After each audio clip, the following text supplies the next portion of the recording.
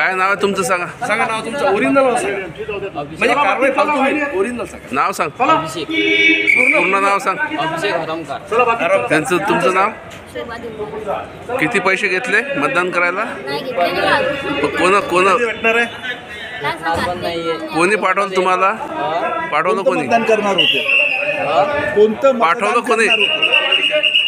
पाठवलं कोणी तुम्हाला. आम्हाला आणला आम्ही आलो. कोणी आणलं.